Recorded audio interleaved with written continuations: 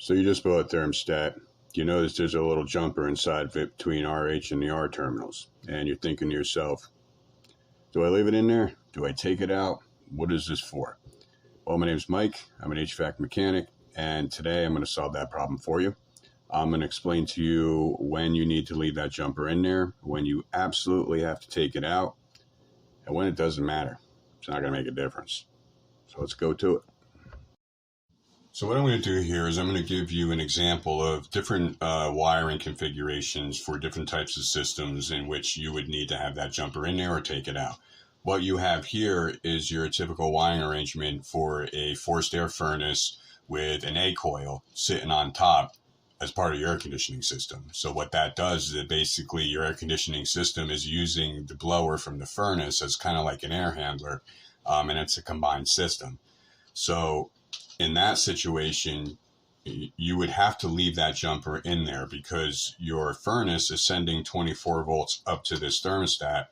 And if it's only on the RC terminal, when your thermostat calls for heat, internally, it's going to try to make a connection between this R terminal, or RH in many cases, and the W terminal, which is for your heating. So if it tries to make a connection there and there's no jumper, there's not going to be 24 volts there, and your system's not going to come on. The furnace will never come on. Likewise, if you had this wire hooked up to the R terminal and you didn't have the jumper in there, when you go for a call for cooling, you're not going to have 24 volts on that RC terminal. And when the thermostat decides to make the connection between RC and Y internally, which is for cooling, it's not going to do anything because there's not 24 volts there. So this is a situation where when you're running a forced air furnace and an air conditioning system combined on the same thermostat, you need to leave that jumper in there. Now, there's also the situation where you absolutely need to take that jumper out. And that would be a situation where you're running the thermostat wire from, let's say, an air handler or condensing for your air conditioning system and a boiler.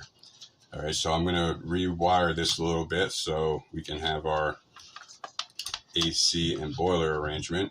All right, so that would be your typical wiring for your straight air conditioning system, completely separate system on its own. And you say you have your wiring for your boiler. So in this case, you absolutely need to take that jumper out. And the reason why is because both your air conditioning system and your boiler have transformers inside of them that step the voltage down to 24 volts. Each one of these systems have its own dedicated breaker in a circuit panel.